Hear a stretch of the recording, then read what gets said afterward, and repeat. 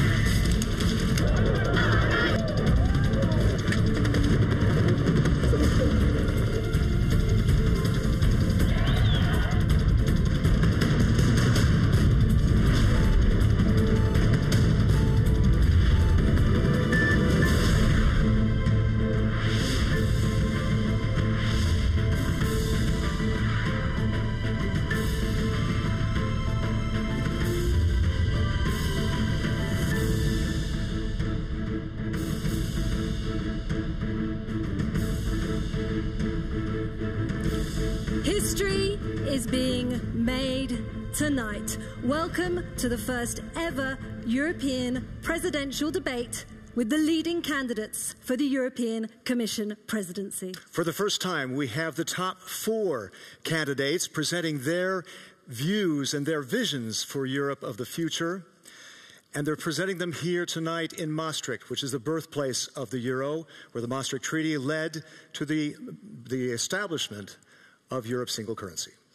And this is the first time in European elections that you have a say in choosing the European Commission president. So for the next 1.5 hours on Euronews, you, the audience at home, and this international audience of students here in Maastricht are going to be asking questions, and you can get involved with hashtag EU Debate 2014. I'm Chris Burns. And I'm Isabel Kumar, and we're moderating this debate for you tonight. So let's get started. I'd like to introduce you to the candidates, and let's begin with Martin Schulz, who is the candidate for Europe's Social Democrats, Socialists, and Labour parties.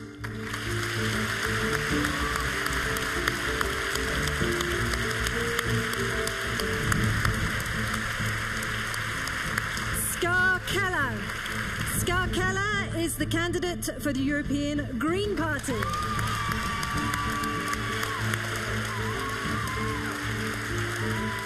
Jean-Claude Juncker. Sorry. Guy Verhofstadt is the candidate for the Alliance of Liberals and Democrats for Europe party.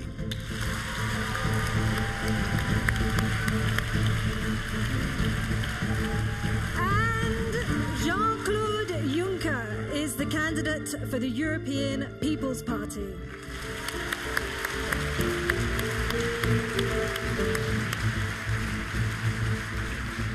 Unfortunately, Alex Tsipras of the European Left has declined our invitation, but for all of those who have come tonight, you candidates, let's give them all a round of applause together.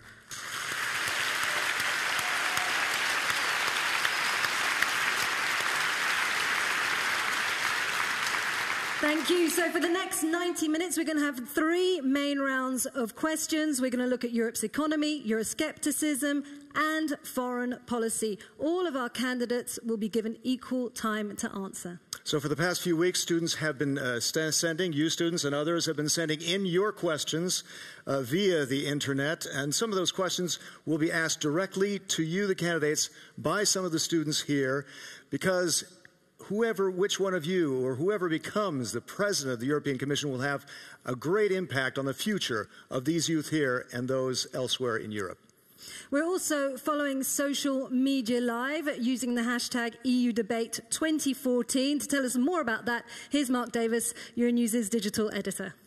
Okay, thank you. So this evening, anybody with an internet connection can ask a question to you, the candidates, on one of the themes of tonight's debate, whether that be the economy, the future of the EU, or foreign policy. Now, if you're at home and you'd like to ask a question, you go to the social networks and you use the hashtag EU Debate 2014. We've been receiving questions already now for weeks, but the Euronews team, along with the European Youth Forum, will continue to monitor the social networks as the debate's going on. They're going to feed me any questions and comments, and I'll be putting them to you. So the economy, thanks Mark, the economy is the issue for the first half hour. We're going to start with a question for all of you, and you have each 30 seconds to answer. There will be no follow-up. And that question is, why should the young people here tonight, young people at home, believe that you have what it takes to make a difference to their future? And we begin with Jean-Claude Juncker. Good evening, my name is Jean-Claude Juncker. I'm the lead candidate of the European People's Party. I'm campaigning for a serious Europe, a Europe that doesn't dream, but that gets things done. I'm campaigning for a Europe that creates jobs and growth without spending money we don't have. I would like Europe get people in decent, real jobs.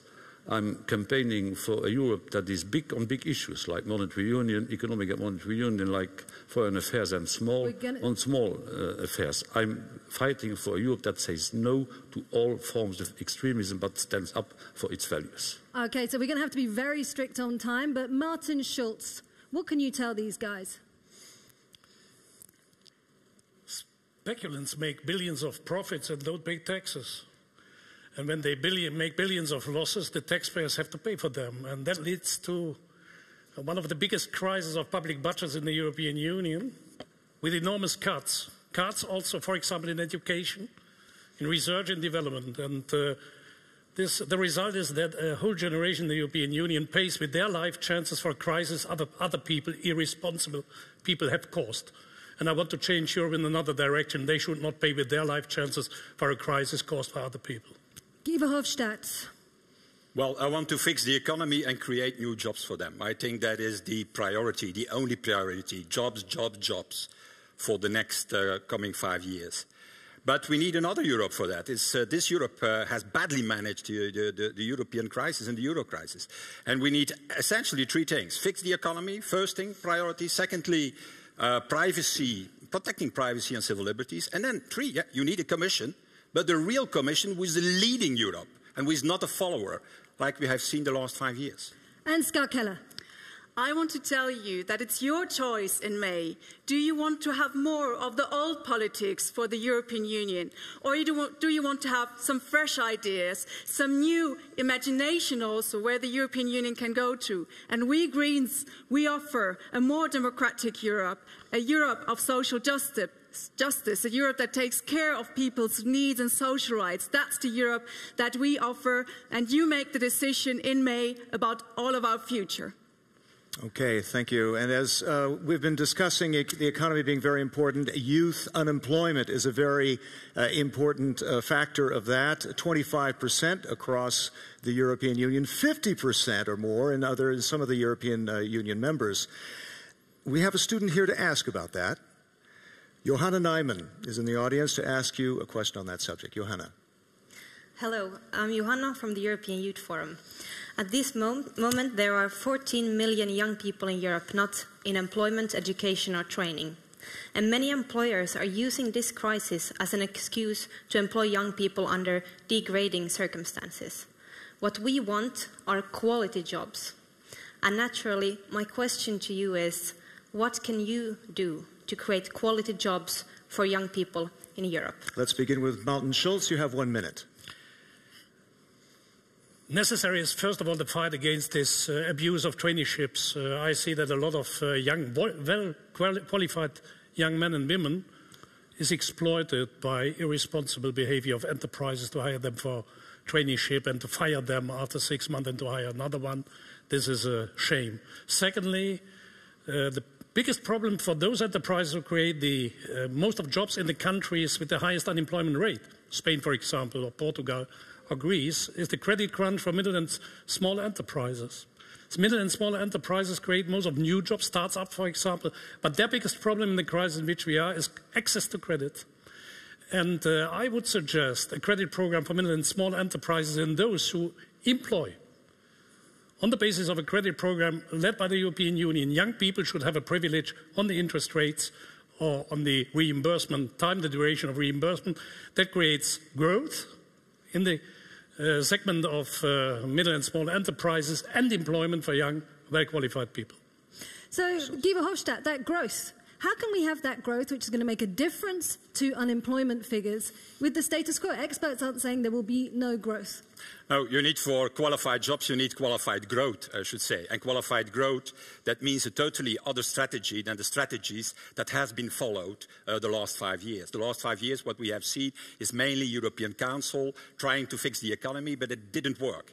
What we need now is not so much new debts, because there are some people also here present who want to make more debts to create growth. And debts were the origin of our problem. So that's not a solution too. The solution is to use a new integration, a new leap forward in the integration of Europe to create as an engine for growth. Take the banking union. With the banking union, we can restore the broken mechanism between the banks and the real economy in credits. With the unified capital market, you can lower the interest rates. With a community, an energy community, you can also lower energy prices. That's the way forward. Use Europe, more Europe, as an engine for growth. Scott Keller, there's a lot of talk about more spending for youth job programs, but where are we going to have to cut to be able to do that? Well, I think when you mentioned the debt, I think if you have a non-functioning educational system, then this is also a debt that you leave for the next generations. So we shouldn't think debt just about budget deficits. Debt is much more. And I think what we need is really investment into the future. Investment into things that the society needs, like transforming our economy, making it greener so that we're also stopping the climate change. Investing into things like education and health service, because that's something that's really beneficial for society. But it is also creating jobs, jobs of quality, because I very much agree, it's not just about any jobs. People need jobs that they can live off, that give them a perspective, and not exploitative jobs. So, Jean-Claude Juncker, the candidates have been talking about debt, the past. You, as former chief of Eurogroup, were one of the chief architects of austerity. Would there be a radical rethink? And does the term lost generation weigh heavily on your conscience when you look at these guys? I was president of the Eurogroup, but I don't have a project of austerity. I'm in favor of sound public finances, because there is no growth without sound public finances. So there is no other option than further consolidating public finances, adding growth and job-oriented policies to that. I'm in favor of investing more in the digital market, more in the completion of the internal market that brings an added value of 500 billion to Europe. And I'm in favor of a European-wide fight against social dumping. That's the reason why I'm strongly in favor, since many, many years, of a legal minimum wage in all the 28 countries of the European Union. We want to delve deeper into the economy and the future of the young people here in Europe. And we'd like to get more questions and comments as we can from hashtag EU Debate 2014. In the meantime, we've picked a number of aspects of your manifestos to ask you about. And in this part of the debate, you have 1 minute to answer the initial question, and then you can take a follow-up question from either of the candidates here. Raise your hand if you want to do so, or Chris and myself. Let's start with Guy Verhofstadt. For you, it seems that federalism, you're one of the main proponents of federalism as being a solution to the economic crisis and bringing about recovery. But it does seem that there are a lot of people who are against this idea of federalism. Make your case, sir. Yeah, well, I'm for a more integrated European Union, and some people call it federalism. For me, that's not the creation of a superstate. Or of more bureaucracy. Why not? Over regulation. We don't need it. We need less regulation. I think the shift we need in Europe is less regulation on the internal market, because we have too much of regulation. For example, the color of oil is regulated on the European level. But at the same time, we need more common policies. That is what we lack for the moment. Okay, what about EU? And for me, that's, I don't use the name federalism, because in many countries it means a superstate, and I'm against a superstate. I'm against, in fact, an over-bureaucracy and over-regulation. An EU-wide taxation system? You favor that? No, I don't think that it's necessary for the moment. What is needed for the moment is markets like energy are integrated. Markets like the digital are not integrated to, or capital markets. You know, if you have a property somewhere in Europe and you want to invest in the south of Europe, you cannot use your property in the north as a guarantee, as a collateral to have a credit in the south. So that is a lack of liquidity. It's unifying our markets, uniting our markets that shall give us really the emerging of the crisis. Okay. We're going to have to move straight to you, KELLER. Tonight you're up against two former Prime Ministers, the President of the European Parliament. They bring with them a wealth of experience. What are you bringing that's new to the table? I think I can bring a lot in. I have more than 15 years experience as a political activist, and I think being political, that's more than just being a prime minister sitting around in parliament. It's what you're doing every day. And in terms of economy, I'm a member of the European Parliament, and as Greens, we also have different ideas. I mean, we've seen where the old ideas have led us to. We Greens, we propose a Green New Deal. We propose to create the green jobs that I was mentioning earlier in the area of renewables, of energy efficiency, education, like really those investments into the future. And when I come then also to taxation, because that's also part of it, I think very much we need some common rules of taxation, because we don't even have a common definition of what's a tax haven in the European Union. And also Mr. Juncker, he has been presiding over a tax haven in the European Union. So I'm sure that brings a lot of experience in avoiding taxes, but not so much in creating social justice. Mr. Juncker, how do you answer that, sir? Huh? I never presided a tax haven. I was the one who, back in '91, harmonized the VAT taxation in Europe and the excise duties taxation. I was the one who proposed in '97 a code of conduct against unfair tax competition, which led a lot of countries, including your own, to change its tax legislation. I'm in favor of tax competition. I'm not in favor of tax dumping. This is not a recipe for Europe. Inside the framework of the coordination of economic policies, and mainly at the level of the Eurogroup, we have to coordinate where coordination brings us a step further. Mr. Juncker, one other question is Eurobonds. That's a very, very salient question right now, but a lot of people are saying that that would help in Europe's recovery, don't you think? I was in favor of Eurobonds when the question first occurred, but I always made it clear that this is only possible if you have put into place a certain number of preconditions. A better, stronger coordination of economic policies, a stronger European control over national budget. As long as these preconditions are not fulfilled, Eurobonds wouldn't help. So not now? If these preconditions are fulfilled, and that will not be the case during my mandate. It's coming, the Eurobonds can be assured, because otherwise you can never really emerge from this crisis of our public debts. And it's not a question of moral hazard, it's a question of the opposite. If you have such a system, then you could, in fact, lower interest rates for everybody in Europe, and you can make it also as a condition to member states to reform themselves. If a country, for example, is not reforming itself, you don't allow them to enter into the system of the Eurobond. We need to bring Martin Schulz in here. Martin Schulz, do you want to comment on the issue of Eurobonds? First of all, I want to comment on your question to KELLER. I find it strange that somebody is asked because of its age. I'm interested in proposals and not in the age of people. And therefore, I think this is not fair. And I want to discuss about the content and not about the age. Secondly, I was always in favor of Eurobonds, but I'm a realist. It's like with the federal state. I'm in favor of a federal Europe, but I have to take into account the reality. The reality is there's no majority for Eurobonds in Europe because you need a unanimous vote. And there is no majority. There is no majority in Germany for Eurobonds. No. This is quite a difference. Listen. One at a time, please. No. He is a smart guy, but there is also no majority in the Netherlands, and the Netherlands is led by the party supporting him most, the VVD. So thank you very much. There is also no majority in the Netherlands.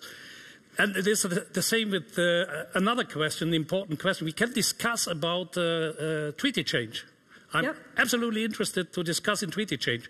But I must admit I'm more interested for the time being to discuss about the following fact. We are discussing, we here, all together, exclusively about billions. 15 billions here, 20 billions there, 100 billions here, for that bank, for this country. 96% of our citizens are living with 1,000 or 2,000 euros a month. And I want to discuss about citizens and their €1,000 problems, and not only about their billions and treaty changes. I want to change the ordinary citizen's life to make it better. That's what we have to discuss here. Thank you, Mr. Schulz. Please withhold your applause. Let's go to Mark, our digital editor, who is looking at all the tweets coming in. Mark, what can you tell us at this point? People sending into hashtag EU Debate 2014. Yeah, that's right. If you have a look at the hashtag EU Debate 2014, you won't find much support for austerity, economic slavery, economic dictatorship, etc. João da Costa sent tweets. He asks whether it's not time to put society ahead of the economy. That's the message we're getting on Twitter. Well, 30 seconds each. Scott Keller, how do you answer that question? I think our economy needs to be built in order to serve the economy and the people. I think that is the main message. We need to have an economy that gives people stable jobs, but it also enables people to develop their own life, their own being. And for that, I think we also need the economy sustainable, so that it's not just an economy that will ruin our planet, of which we only have one. We need to have an economy that's sustainable and that serves the people. Jean-Claude Juncker, is the euro in danger?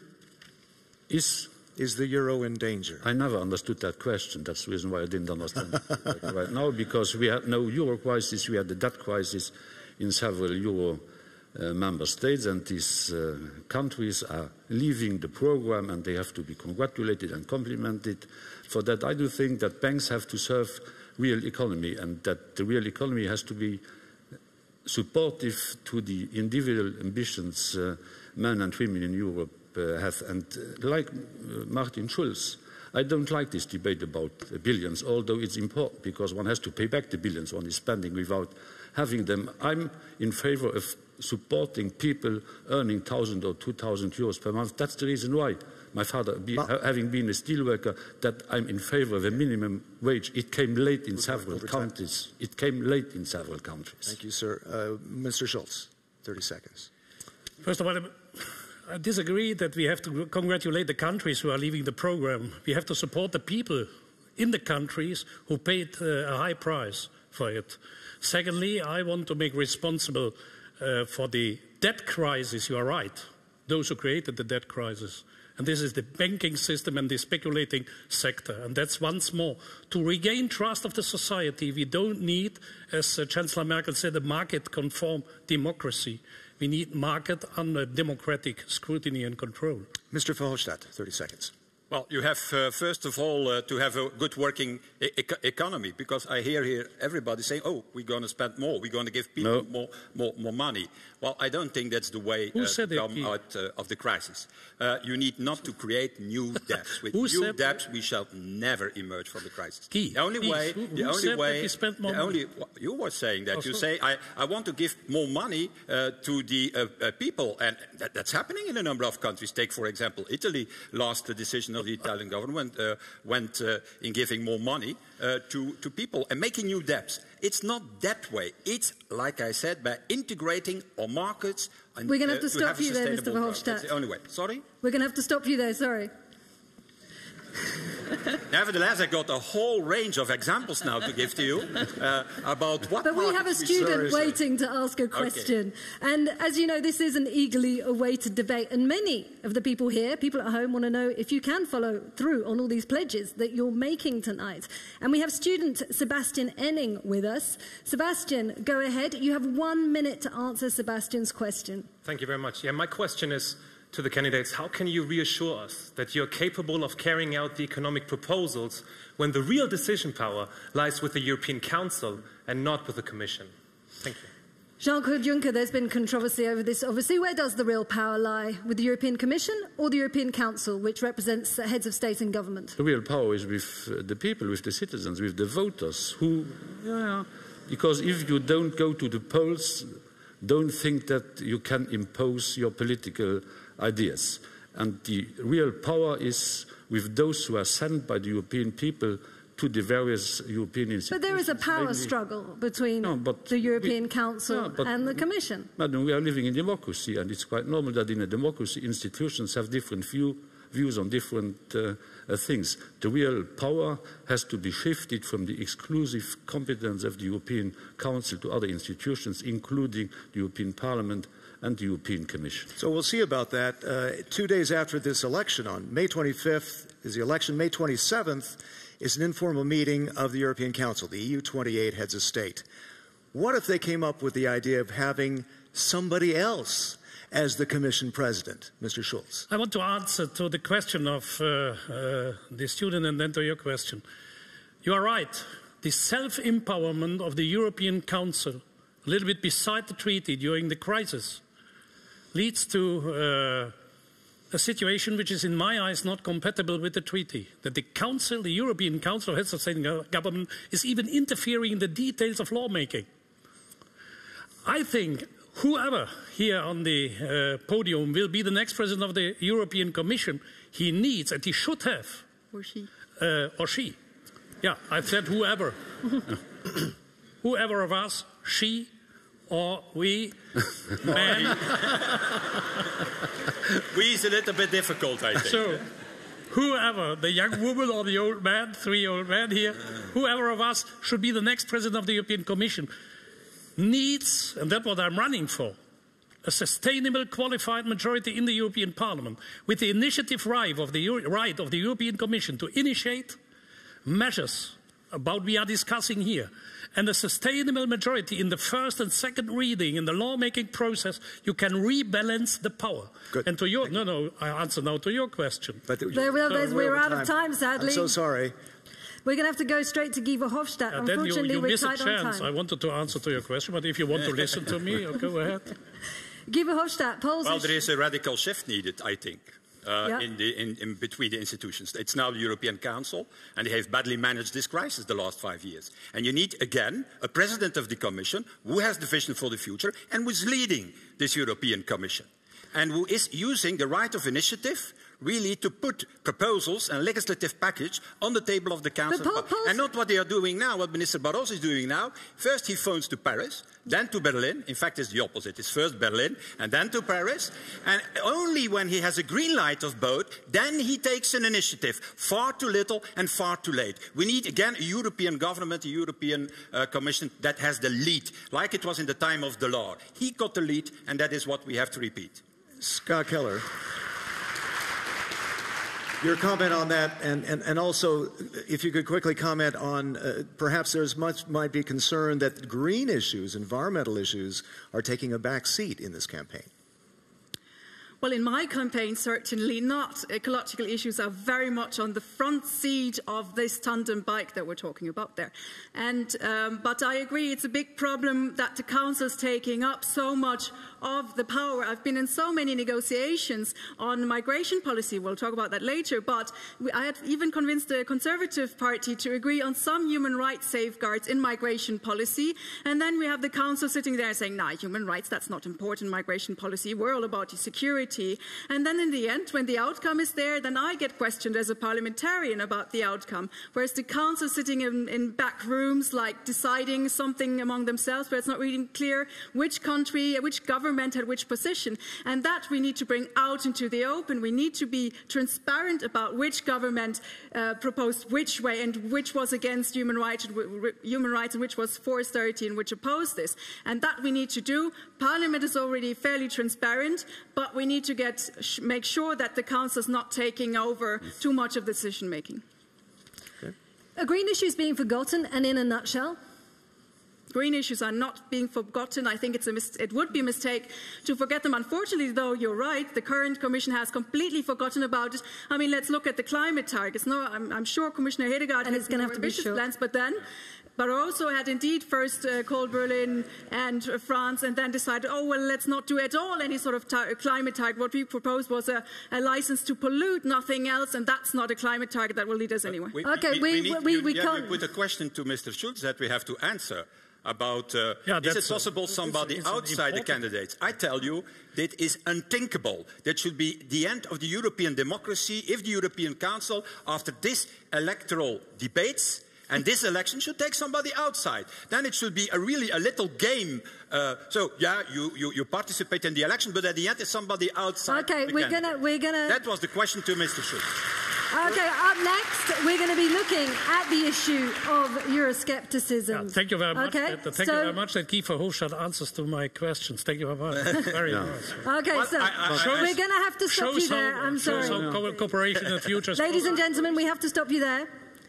Just a reminder to everybody. This is a debate, Keep no? tweeting on EU Debate 2014. We have time constraints. Is this a debate? This is a debate. So we are allowed to answer to the remarks made by our colleagues, no? We're going to take a break, and we'll be right back. Democracy comes back after the break, okay. Yes.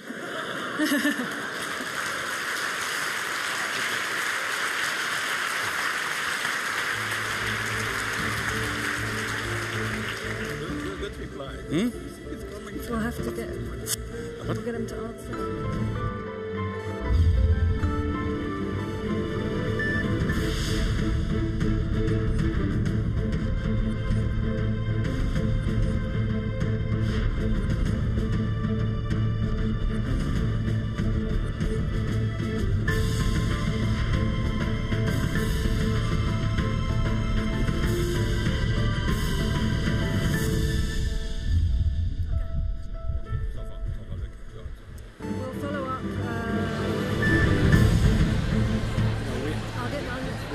Some slack. Yeah.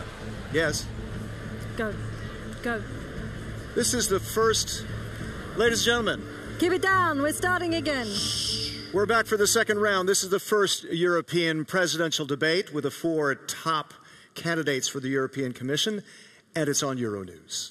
So we have with us Jean-Claude Juncker from the European People's Party, Martin Schulz from Europe's Social Democrats, Socialist and Labour parties, Guy Verhofstadt from the Alliance of Liberals and Democrats for Europe group, and KELLER from the European Greens. And we do hope to revisit some of these salient questions that we were covering in the last half hour. You're welcome to come back on that. But first, let's talk to Mark Davis, who's been getting more input from #EU Debate 2014. Mark. Yes, keep the questions and the comments coming. I've got 2 questions, really good questions coming up. One on Euroscepticism, one on immigration. And also, they don't have to be questions that you send. For example, at home, you can react to how you think the candidates are performing. Are they convincing you, for example? So the hashtag, once again, EU Debate 2014. Now, before we go into our next section, Jean-Claude Juncker, I can only give you a very short amount of time, but please respond. That's the rule of this show. I just wanted to say and to remember, each and every one of us, that the European Council, which is heavily criticized, and I'm accepting some pieces of criticism, is composed by prime ministers representing governments, composed by Christian Democrats, Socialists, Greens and Liberals. All the parties criticizing the European Council as if they had nothing to do with the European Council. In fact, they are represented at the Council of Ministers and at the European Council. Thank you, Jean-Claude Juncker. We are now going to get a question from our student, Afka Groen, because Europe's troubled economy has proved fertile ground for Eurosceptics, many of whom want to dismantle the EU that we know today. Some estimates say they could control 25% of the parliament. And we're going to be looking at Euroscepticism now. Afka Groen? Indeed, according to the polls, Eurosceptic parties stand to gain in the upcoming European elections. Therefore, I would like to know from the candidates, how can we enable a more open and more transparent discussion about the rising sympathies for Eurosceptics and for right-wing populist parties? Now, you have 1 minute to answer this question. Thank you, Afka. And really, Martin Schulz, it seems almost that ship has sailed. Is it too late for discussion? Because now you've got to figure out how you're going to work with these parties. No, it's not too late. The other way around. Now in the election campaign, we have to be precise. This debate shows there are candidates here who have proposals for solution. We have a lot of movements in Europe, in all member states, in some of the member states, opposing states of the European Union, movements who have for everything a scapegoat, for nothing a solution. And we have to dialogue with citizens about concrete solutions. And this is a chance in the election campaign to avoid that in the next European Parliament, movements who are proposing hate, xenophobia, anti-Semitism, a scapegoat policy, hunting minorities. Do you accept some of the more seats than now? Do you accept some of the blame? What I want to do is to show that they have no solutions. They have scapegoats, but they never propose a solution. So we must mobilize the democratic majority in the European Union. The problem in the European election is this tendency of citizens not to take the European election serious. And if they don't take it serious, we have more of such people in the European Parliament. For me as a German, it is unimaginable that a Nazi party could sit in the next European Parliament and once more make a propaganda for the ideology of Adolf Hitler. This is possible. Therefore, I think in my country and in a lot of other countries, all Democrats, and I make an appeal to them, have to vote, whatever they vote, vote Democratic parties against such movements. Mr. Verhofstadt, as Commission President, there are concerns among these voters about certain issues that the populist and extremist parties seem to be capitalizing on. How do you address those concerns without becoming as them? Well, you have to address them directly. You have to explain to the people what we don't do. We don't do it enough. That the recipes of the nationalists and the populists and Eurosceptics are not real solutions. They are saying when we shall retreat behind our national borders, then all our problems shall disappear. Migration shall disappear, climate change shall disappear, unemployment shall disappear, the financial crisis shall disappear. It's ridiculous, naturally, because all these challenges we are facing today need European solutions. We need to reinvent on sovereignty on the European level. But that said, that's my second point. We need to tackle the fears of the people. We need to take that seriously, these fears of the people. Take, for example, labor mobility. What the UKIP is using in the United Kingdom, saying, it shall be an entrance of many migrants coming from Romania and Bulgaria, while in the reality, we can tackle that problem very easily by, for example, creating on the European level a European mobility scheme that gives guarantees for people for labor mobility without using national security systems, for example, in Britain. So also, these fears on labor mobility, we need not less labor mobility, I think we need more in the European Union of the future, but at the same time, let's take these fears seriously and let's work to solutions also on the European level to tackle these fears. KELLER. Is talking about issues related to the far right taboo? Has it become taboo? No, not at all. I think rather we have the opposite problem. I see that we have a problem of parties, mainly in the centre-right, who are taking up slogans of the far right, and I think this is really a problem. I understand they're doing it in order to win votes from the further right, but I think it's a strategical, very big mistake, because by repeating the slogans of the far right, you're only making them stronger, you're giving them an audience. And if, I don't know, a Prime Minister of Bavaria says that all foreigners are somehow abusing the social system, then there must be some truth about it since it's a Prime Minister. And I think that is really dangerous, that democratic parties should under no circumstances take up these easy solutions, that cheap slogans. We should always be strong and not be afraid of confronting those of the far right and also say, you're against our understanding of human beings, you're against our understanding of democracy and equality. We shouldn't forget that those far-right extremists, they're attacking all of us, every single one of us. They're taking our democracy, the way how society functions, and that we shouldn't allow. Mr. Juncker. Mr. Juncker, as Commission President, how would you deal with the Eurosceptic bloc? Will you have to somehow work with them? You have to make a difference between those who are criticizing, partly for justified reasons, European integration, and those who are against European integration. I'm saying no to all kinds of extremism, mainly to those of the extreme right. I will not debate with them, I will not dialogue with them, I will enter no kind of coalition with them. They are not sharing our basic values, they are against those coming from abroad, they are against those who have different sexual orientations, they are very often in favor of racism. This is not a party family I have to dialogue with, I'm against them. Then are you going to have to do a grand coalition? Pardon? Are you going to have a grand coalition? I just said that I will never enter a coalition with the extreme right. I'm entering coalitions with confirmed democratic, value-basis parties. I believe Mr. Juncker when he is saying that, but there is a problem. There is a problem, and that is that in the PPE, There are a number of parties who are clearly Eurosceptic parties. When I hear Mr. Berlusconi,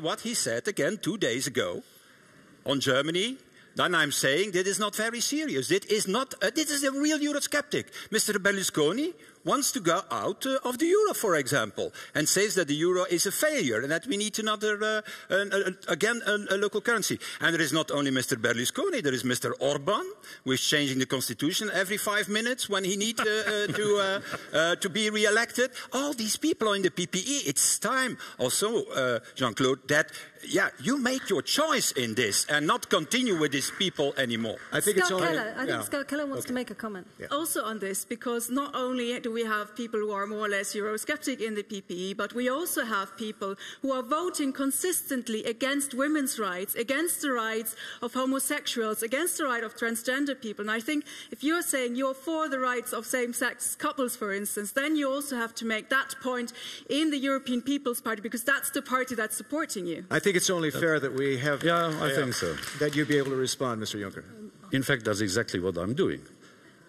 Exactly what I'm doing. I made it clear today, by settling the matter, that I was sickened by the statements of Mr. Berlusconi. I don't accept this way of playing off politicians against politicians, countries against countries. I don't accept that, and I made it perfectly clear. And each and every one of us has to have a look in depth into his own political families.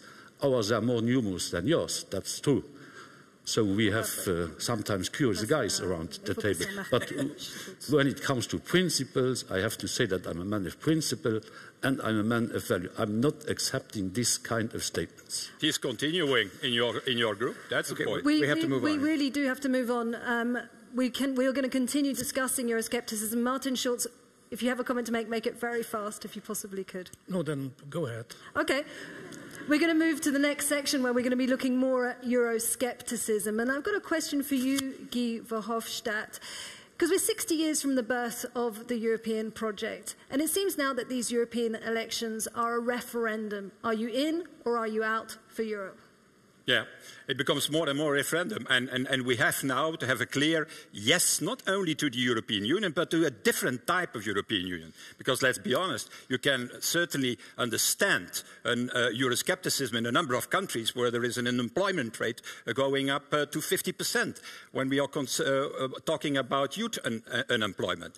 But the solutions of these Eurosceptics, that we have to attack. Not their analysis of the problems, of the fact that the crisis has been badly managed, but their solutions. All the solutions that they are proposing is retreating behind our national borders. Like all the problems, I already said, shall disappear once we retreat behind our national borders. But what we need, more than in the past, that is people, a political leadership in Europe, who is telling that to the people. How you can have a public opinion defending the European Union if there are no political leaders defending the European Union. And that is what we have lacking. Scott Keller, if we can shift a little bit to, this is Euroscepticism, but there's also this issue of immigration, and I think that has stirred a lot of Eurosceptic parties. How do you address that issue without looking like a Eurosceptic party? How do you deal with that? Easily. I mean, I'm addressing migration issues all of the time, and I have to say that I receive from people that I'm talking to a great sympathy for the people who are coming to Europe in search of a life, in search of rescue, and that people are asking me, why is the European Union letting it happen that people are dying in the Mediterranean? And I think we have to make people understand that this is people who are fleeing, for instance, Syria, from a war, from persecution, where it's very clear that people can't stay there. I think there is great sympathy for that, but I will only debate with people who have an understanding that a human being is a human being. And in general, I think it's also important that we're not just talking about, Europe in this European election campaign. We have to talk about topics, because people care about topics. I'm a bit tired always of being invited on debates where, it's about, are you for Europe or are you against Europe? Whereas the issue should rather be, what climate targets are you for? What migration policies are you for? What economic policies are you for? And when I'm talking to people on the street who claim to be Eurosceptic, what what comes out very easily is that they want a different Europe, a Europe that cares about different things, and not so much against Europe as such. Okay, well, we do want to bring those other voices in, and we're going to go straight to Mark, who's following what's going on social media. Yeah, there's 10,000 tweets a minute coming in, so we're doing something good? right. Is that good? That's good. I'm gonna read one from JUNCKER in Sweden, and he asks. He says that many so-called asylum seekers are in fact economical refugees. How, he asks, are you going to stop the abuse of the immigration system? Okay, so what we want to know from you are your concrete proposals. Are we talking quotas for immigration, more border controls, legal migration, expulsions? And we will begin with you, Guy Verhofstadt. You have 30 seconds to answer this, and we will be tight on time. We need, the fastest as possible, a legal economic migration policy. That is what we need. The best way to tackle illegal migration and human trafficking is to have legal economic migration, like the Canadians have, like the Australians have, like the Americans have, where we allow a number of people every year to come inside the European Union and to have a burden sharing between the member states. That's the best way to tackle illegal migration and human trafficking. KELLER.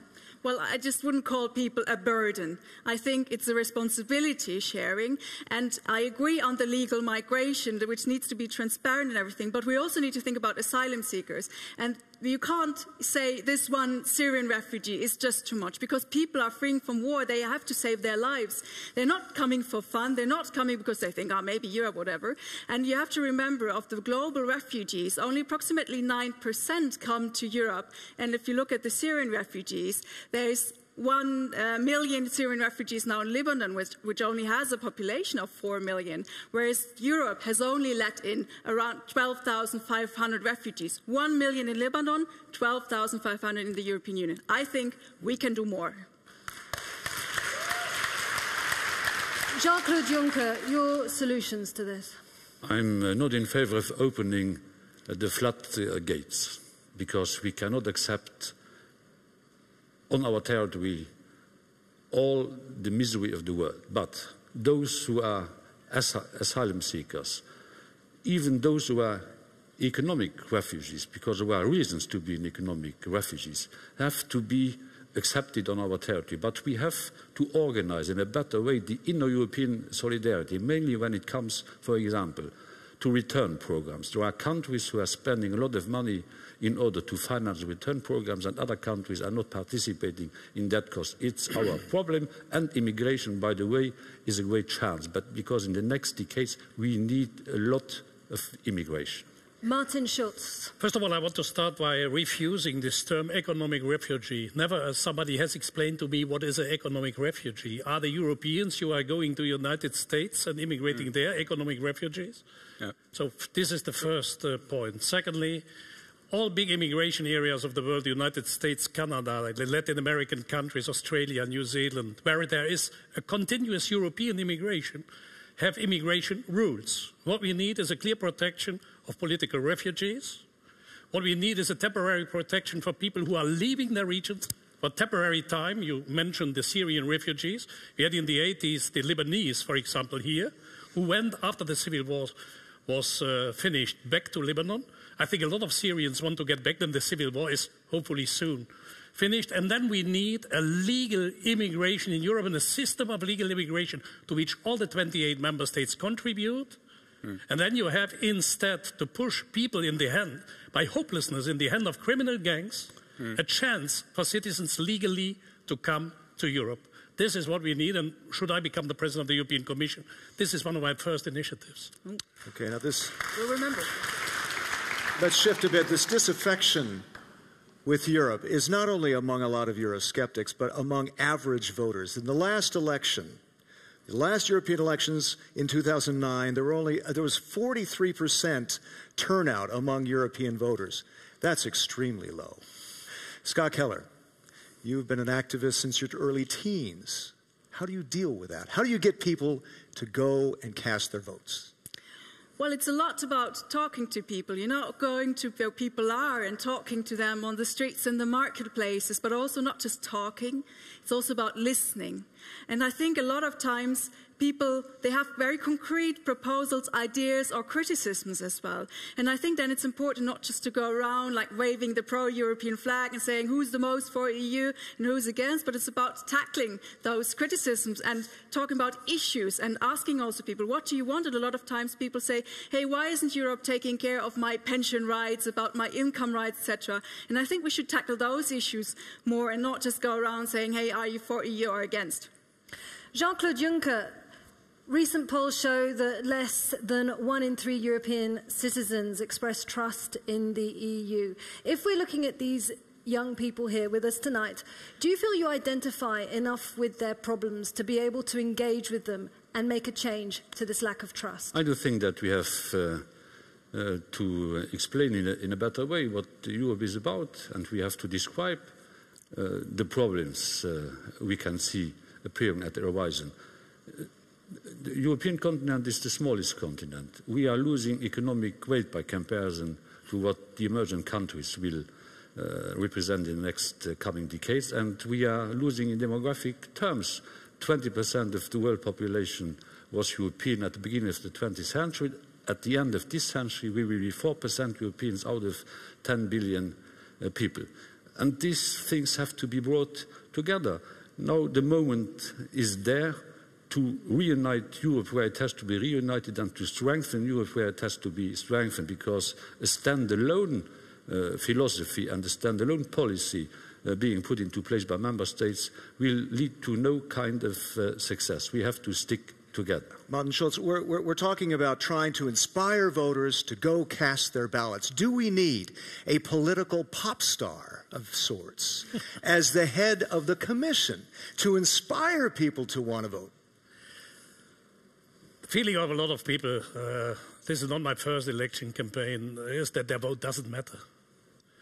And this is what we are doing here, I think, and we should be grateful for the initiative to you, to Euronews, to the University of Maastricht, to the city of Maastricht, to the region of Limburg. What we are doing here is, in my eyes, really a historical step. What we did in the past is we go out to the streets and we make an appeal to vote for an institution. Please vote the European Parliament, an important institution. Nobody votes an institution. The Netherlands are election. People are asked if they vote for Rutte or for another one. Then a competition of, not pop stars, I hope, responsible men and women with their program running against each other makes the European election for the first time really new. And therefore this is a unique chance. So do you think this is really closing? If you need a pop star, I'm prepared to... Do you think this is closing that democratic deficit that people are talking about? Not from one day to another one. Therefore I said this is a beginning. But it is a beginning. And I think the next president of the European Commission, who is not the deal, a result of a backdoor deal, and I want not to be a result of a backdoor deal. I want to be, if I become president of the Commission, the result of a democratic vote of millions, hundreds of millions of voters in the European Union. And I think what we are doing here is a contribution to show your vote, the vote of citizens who are looking to us, 10,000 tweets in a minute, shows there is an interest, and to convince citizens that their vote matters is the best step to change it. Guy Verhofstadt, I want to bring this back to young people, to youth, and I want you to identify for me the reasons why they are turned off by the EU and how you can turn them on again. Because of the crisis and because of the unemployment. And they see that this Europe cannot work, that this crisis has to be badly managed. And we have to tell to the young people, okay, we can fix it, but we have to fix it on the European level. If we want, what people are saying, yeah, we lost our sovereignty with the European Union. But what does it mean, sovereignty, in the world of today? All the problems we are facing are transnational problems that can only be solved on the continental scale. And it's only Europe that there is crisis for the moment. In Asia, there is a growth on the Asian continent of more than 5% for the moment. In China, even more. Africa has a growth for the moment for nearly 4%. United States, more than 2%. Only in Europe. Why? Because we don't use the economy of scale that we have with Europe. That because we don't integrate enough. And that is to regain sovereignty. We have to reinvent and to regain sovereignty together, all together, on the European level. It's amazing how fast time flies. Let's shift over to Mark to find out what's going on online. #EU Debate 2014. 2014. Sorry about that. Yes, so hashtag EU debate 2014. That's the one. I'm going to ask a question that's just come in on Facebook from Olivia Rodriguez. And it's, again, it's about young people and getting them engaged. And she asks, how can digital media foster participation of young people? It's perhaps a question that requires quite a lot of imagination, but it's a very good question nonetheless. Mr. Juncker, you have 30 seconds. I'm in favor of putting into place a real European unique digital market instead of having 28 parallel systems which don't interact. If we are doing so, we are adding, in terms of added value, 250 billion to the European economy. It's not only about employing the digital media in order to explain and to support Europe, it's also about growth, it's also about jobs.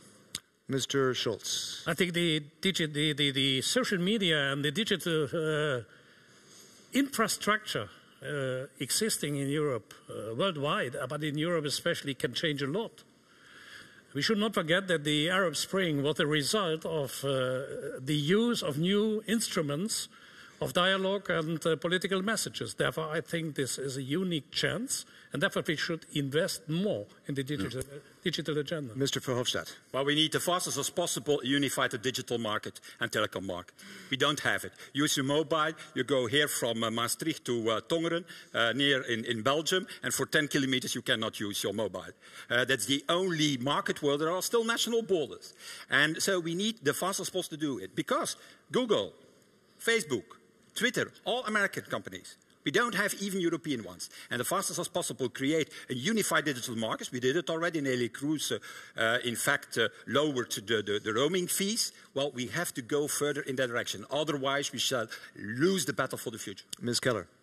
Social media are indeed very important because also they allow interaction. It's not just a one-sided communication. And it's, of course, also a way in a way to circumvent traditional media who are usually very silent about EU issues, so it's very nice to have a direct access. But then again, I also want to challenge the thesis that young people are completely turned off by European Union. I mean, this house is full, and there's so many initiatives that are brought up by young people, be it like the Federalists, the Young Federalists, or be it by local initiatives for or against the one or the other thing. I don't think you can say young people are so not interested or whatever. I think they are very much interested, and we should be more careful, listen to what young people want, and also taking care of like that we implement what they want, and that not their voice is like they try to be heard and nobody's listening to them. I think this is really crucial.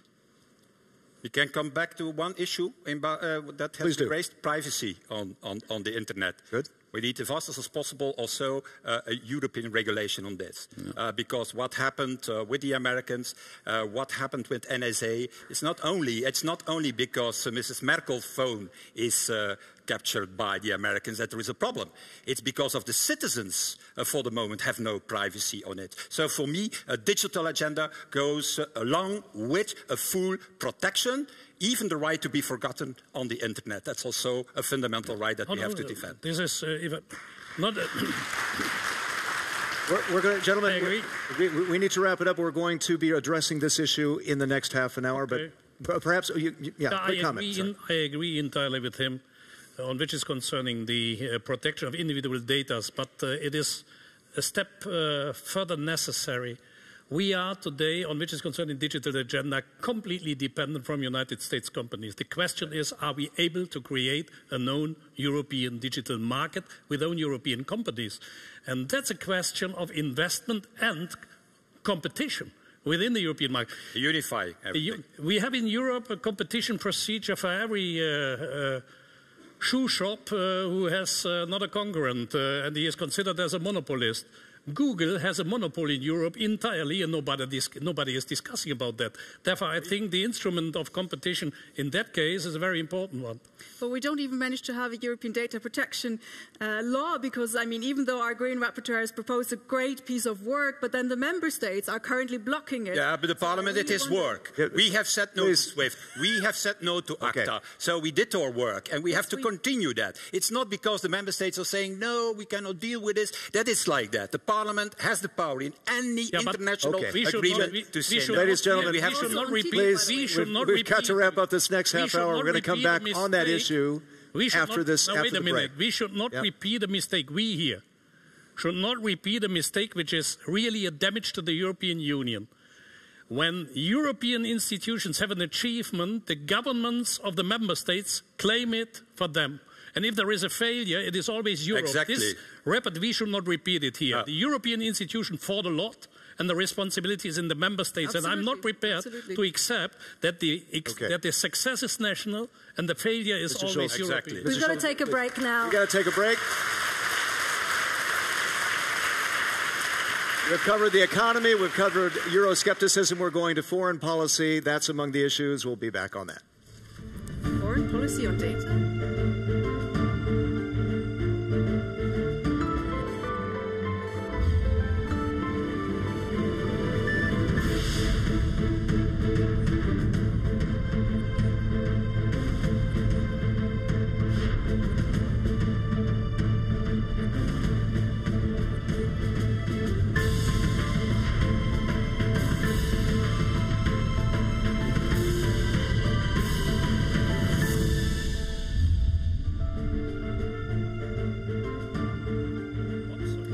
Ukraine, Russia, Iran, Syria, the Middle East, just some of the diplomatic roles Europe has had a play in recently.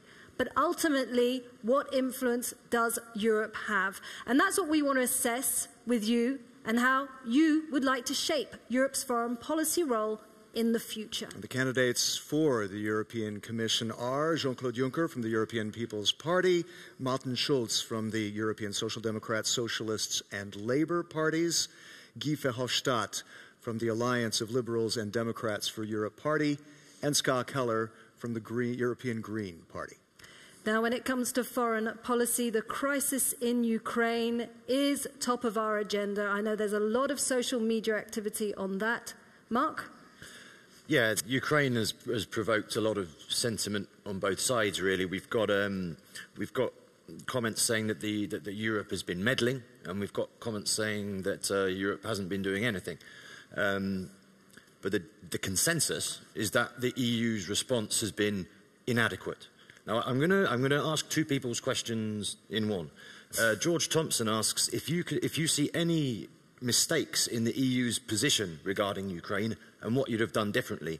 And a perhaps more simpler question to answer comes from Kevin Kiraga just now. Do you think Ukraine will become a member of the EU in the next 5-year period? Let's begin with Jean-Claude Juncker. How would you answer those questions? The European Union, as others, made it clear that we cannot accept the way Russia is behaving in Ukraine and elsewhere. And we imposed sanctions. I was not part of those who imposed sanctions, but would I have been in the Council, I would have done the same, because I don't want to go for war. Those who are criticizing Europe for having a too-weak reaction, they do want to go for war, because that's the alternative to sanctions. I don't want that. We have military symmetries enough in Europe, and we have, as a soft power, to dialogue and to put pressure on Russia to step up the sanctions we have decided so far. But we need not only pressure, we need also dialogue. And we have to stand up to defend European values, not only inside Europe, but also in our immediate neighborhood. What is happening in Ukraine is concerning us because we are Europeans. And I don't think that Ukraine will be a member in the next decade. A lot of reforms have to be undertaken in Ukraine. The fight against corruption have to be stepped up. The rule of law has to be clearly established. So a lot of domestic reforms have to be undertaken by Ukraine, and don't promise to the Ukrainians things you will never be able to put into place. But you could see perhaps an association agreement with Ukraine. I was in favor of an association. I was still Prime Minister when it failed. I'm in favor of an association agreement with Ukraine, and I would like the European Union to sign immediately the association agreement with Moldova. Mr. Putin is creating facts. He is organizing frozen conflicts. We have to answer by creating facts on our side. Mr. Schulz, how would you have done it differently in dealing with the Ukraine crisis? Or would you have? I think To answer to the question, if I see the country in the next 5 years as a member of the European Union, I think the answer is quite clear, no. And I would prefer that we discuss all the measures how we can keep the country together. What we are seeing for the time being is that the country is in a terrible situation, and we must help the government in Kiev to overcome the gap, the social gap especially in the countries. Therefore, what Europe perhaps did not in the right way in the past was to support the country with money and with economic support. I was with him together in Vilnius, and to be quite clear, the European Union had the association agreement negotiated until the last comma, and it was ready to be signed. And everybody was there to sign it, and those who didn't sign it was Yanukovych. It was not the European Union, it was the government in Kiev. But Yanukovych raised the question in Vilnius. Okay, he raised the question, how much money you are prepared to give to us? And the answer was, no, right. Nothing. Let's go to, today we are paying 15 billion euros. The question is, should we not have done it earlier? We're going over time. Mr. Verhofstadt. Well, to keep the country together, Ukraine, you have to get Putin out of the country. I think that's the most important. That's easy to say, but that's easy to say, but we can do something. Don't misunderstand it, because we have made a difference in February in Ukraine. I was there in Maidan on the 20th of February, where there were the killings on this Maidan Square. And I have seen that at the moment that the European Union have decided on these sanctions, there was a change in Ukraine, a change in the majority in the Rada. The Rada is the Ukrainian parliament, because of the sanctions of the European Union. And my criticism is that it has taken far too long before we launched them. European Parliament has asked for that weeks and weeks before.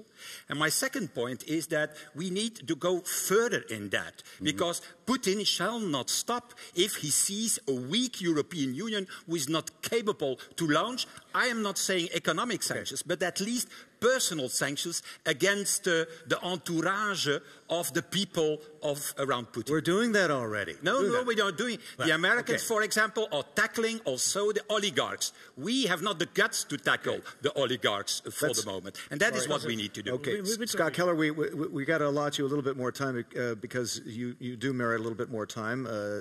As the others have taken more. How would you deal with this? How would you try to get the Russians out of Ukraine? Well, I think what is absolutely important and vital in this question is that we always aim for a peaceful solution. There can be no other solution than a peaceful way, and we have to open and keep open the doors for dialogue, and this is the stuff that really matters. It doesn't make sense, it doesn't help to escalate the situation, and we shouldn't find ourselves or put ourselves into a Cold War rhetoric. I think this can only lead to further escalation, and we really have to watch out that we're doing the utmost, reach a peaceful solution, that we're doing the dialogue, and also I think that is what the European Union as a whole should do in its foreign policy. It seems like dialogue is not working. I mean, how much tougher should sanctions become? Well, I wouldn't say that dialogue hasn't been working. I mean, at least you have the Geneva Accord that we should all try to stick to. Absolutely. A lot of people say it's dead. No? Well, I think it's not good to declare something dead just because there is a dispute over things. Of course, you need to specify it more.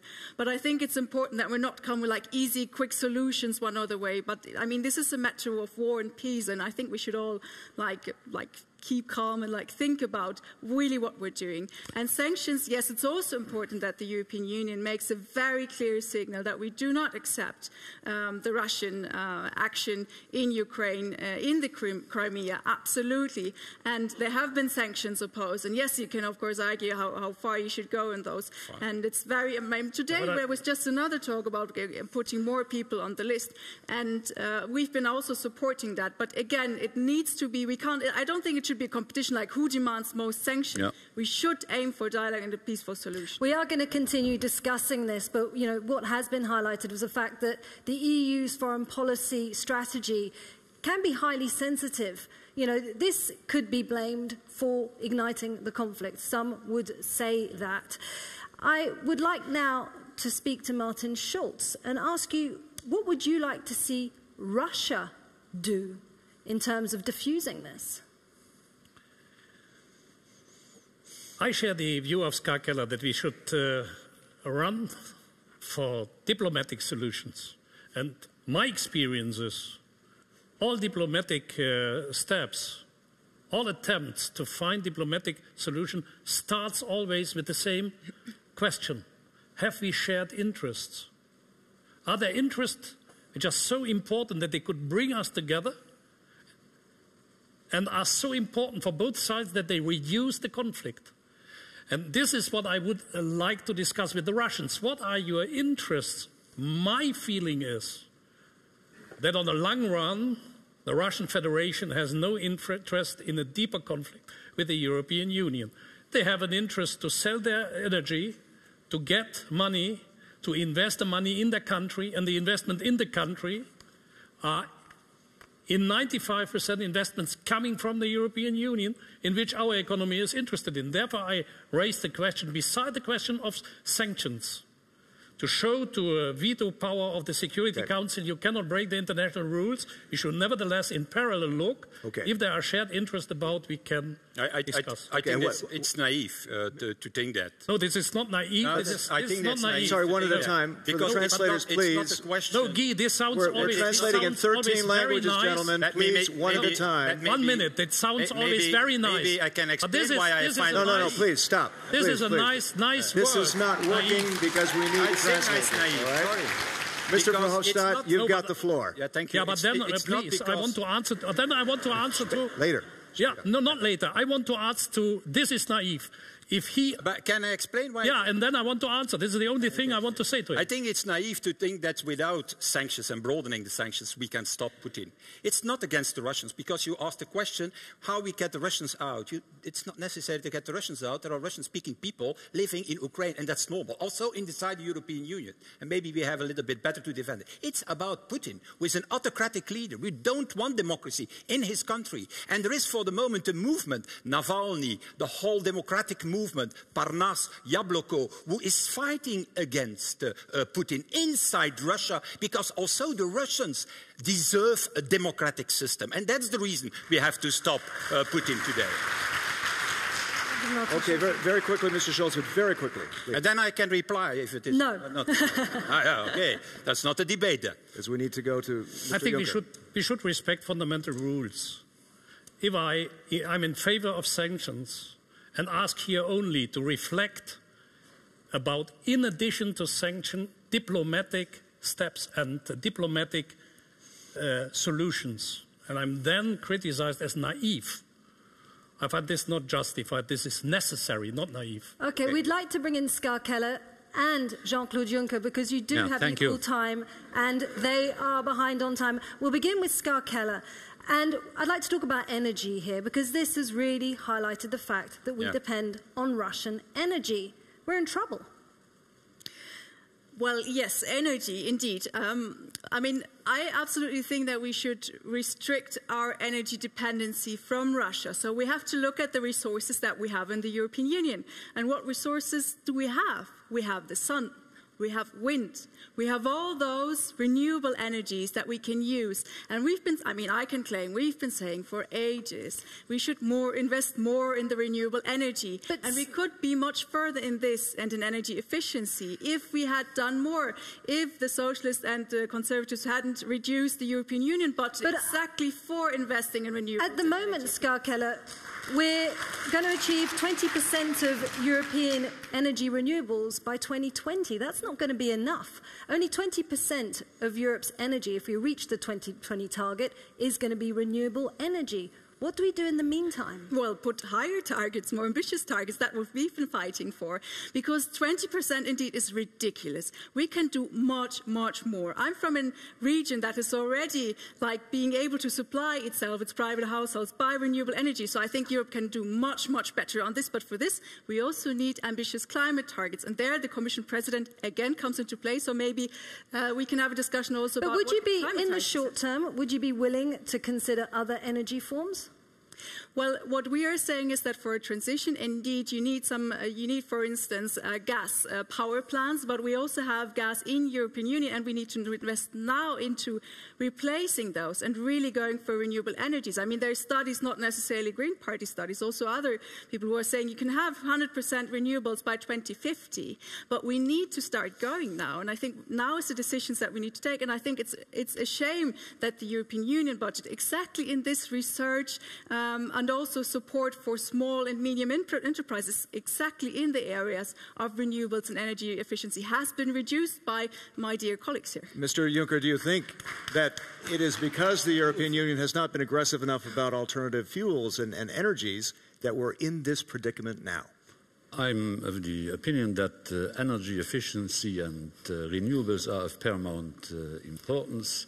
As I was attending the meetings where, as it seems, these credits have been cut, I can tell you it was a very ecumenic decision. All the parties represented here were involved in that decision-making. I do think that we need a real European energy union. We have to reduce our energy dependence on Russia. On digital, we are depending from the US.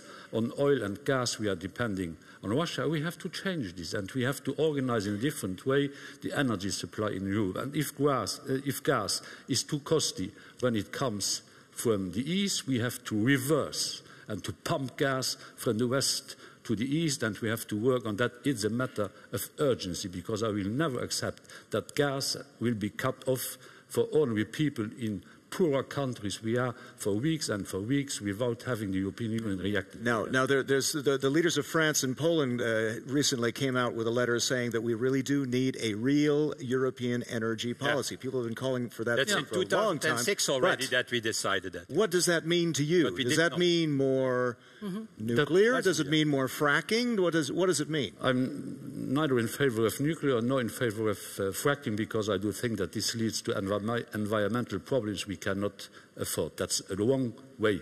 But we have to organize the energy supply in a way that we can buy gas and oil in the US, in North Africa, in parts of Europe, to lower this dependence from Russia, because this is not only an economic or commercial dependence, it's also a political dependence.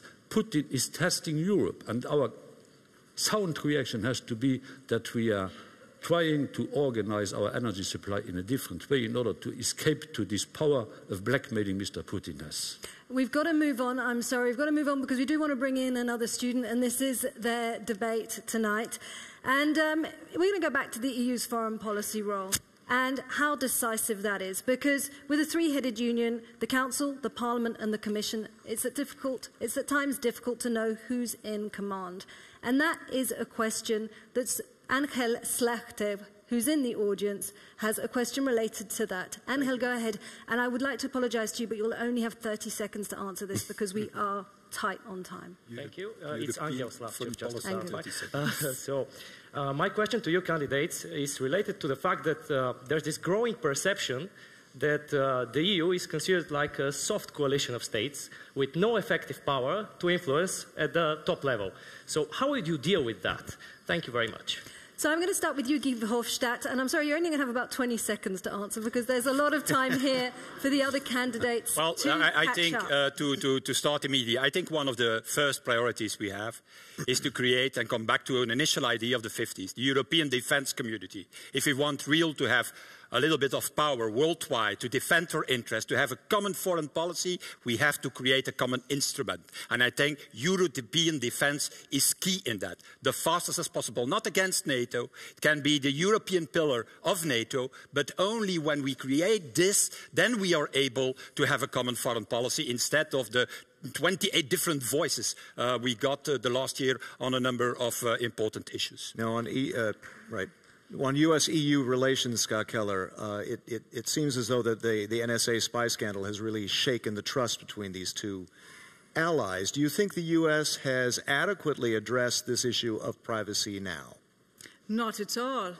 I mean, the US, they need to finally stop spying on us. It's not enough if they stop spying on Merkel. They have to stop spying on all of us.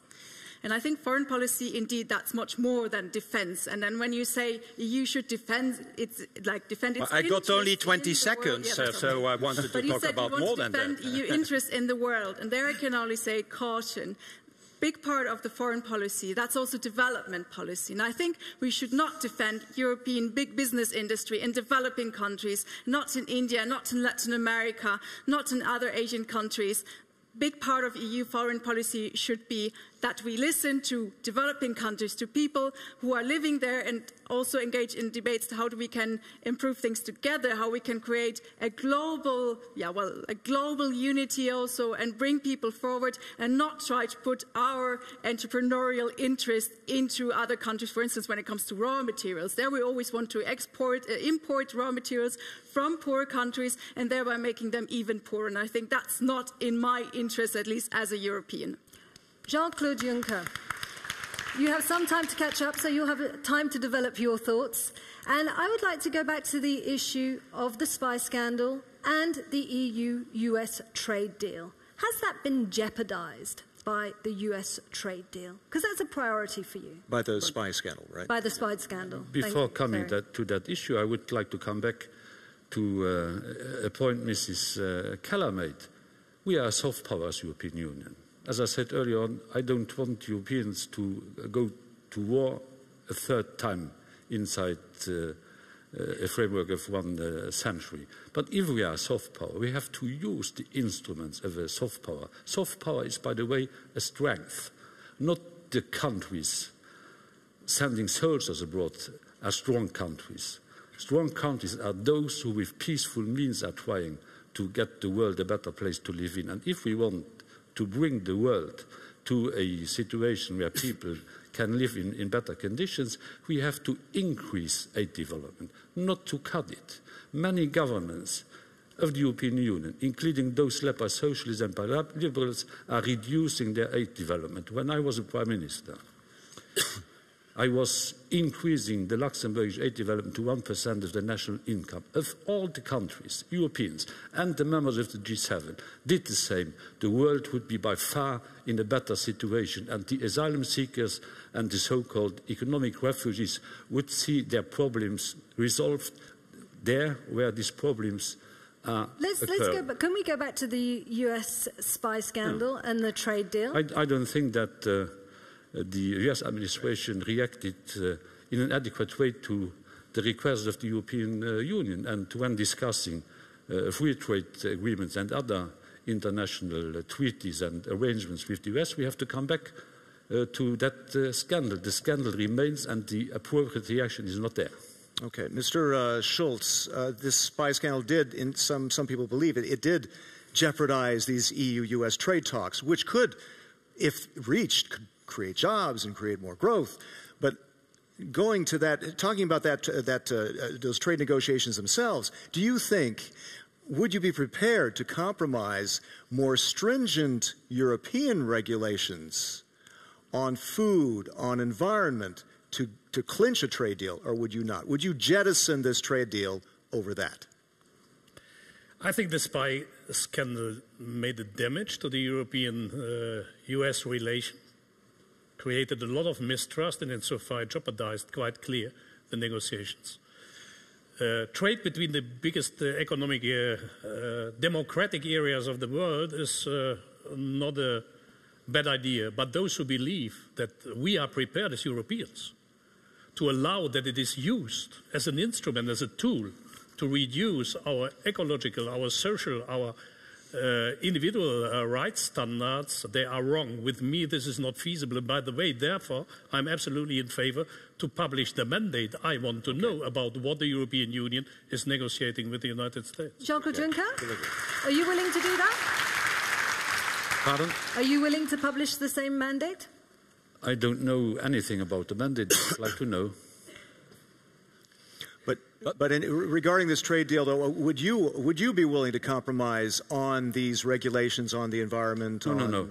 So forth? We have to defend European values and European standards. In no way will it be possible to reduce social standards, health standards, other standards. No, no, no. The European Union cannot offer itself to the Americans. We cannot be on our knees before the Americans. Okay, I'm sorry.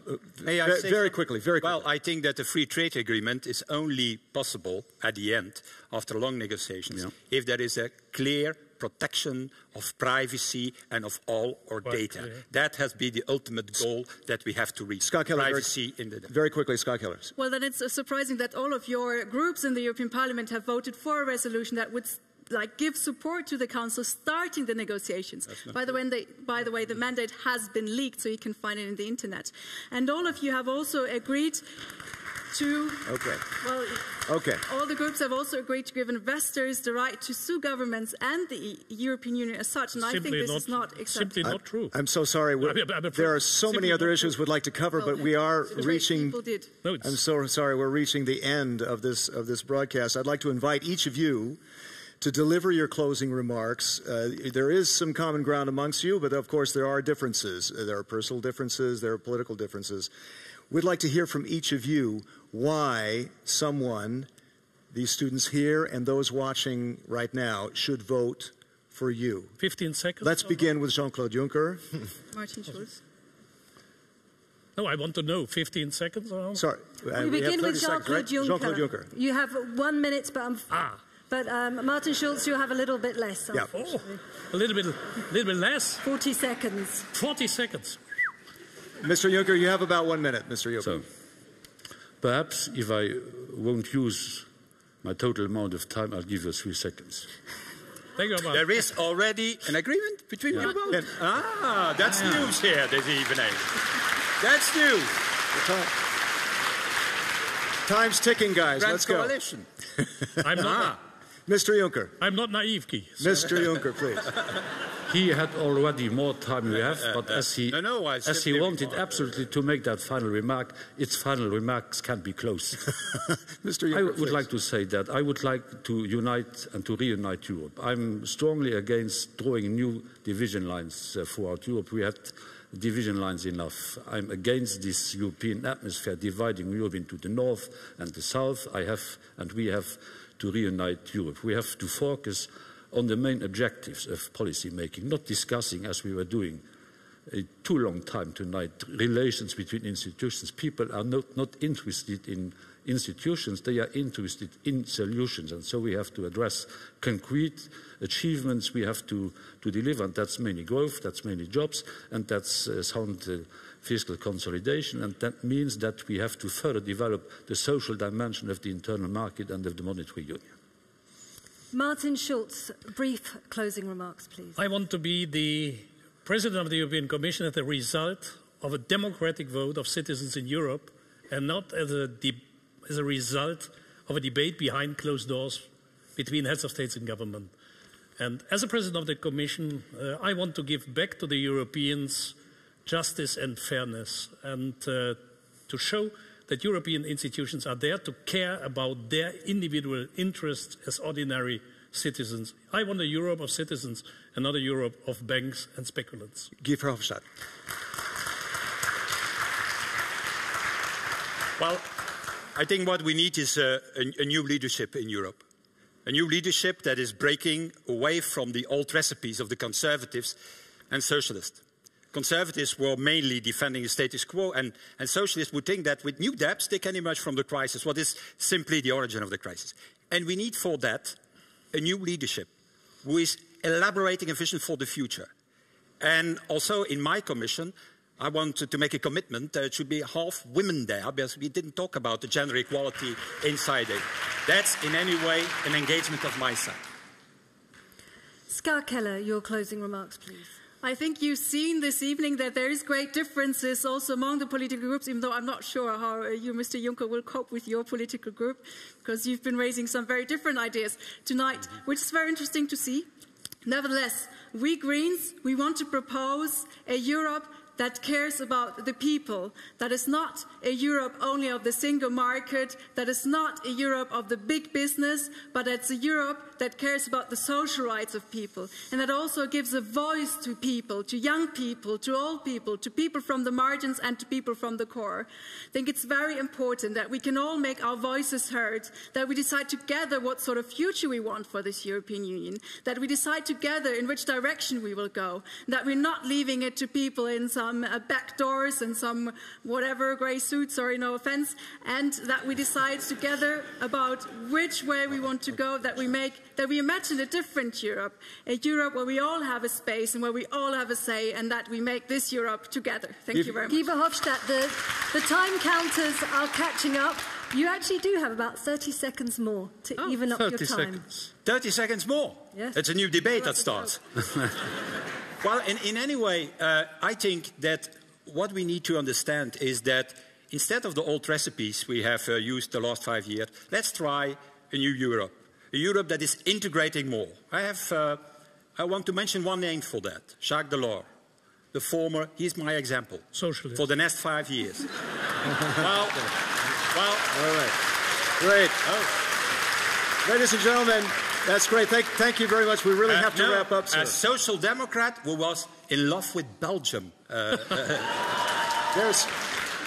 There's one more final European debate coming up on May 15th. If you're still undecided, you can watch at the European Parliament in Brussels on the 15th of May, Eurovision debate. Isabel. And we'd like to say a special thanks to the City of Maastricht, the League of Young Voters, and the European Youth Forum, who have helped us in this debate. And I think we can give them a clap for that. Thank you very much.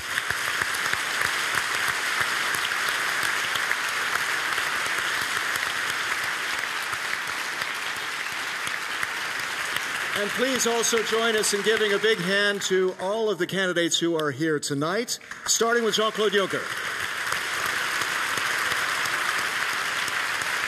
Martin Schulz.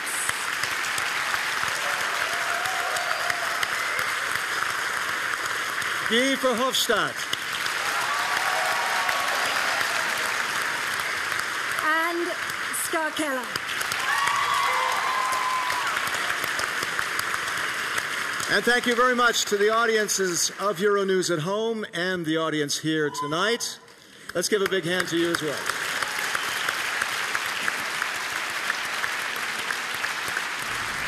Good night. Thank you very much. Good night.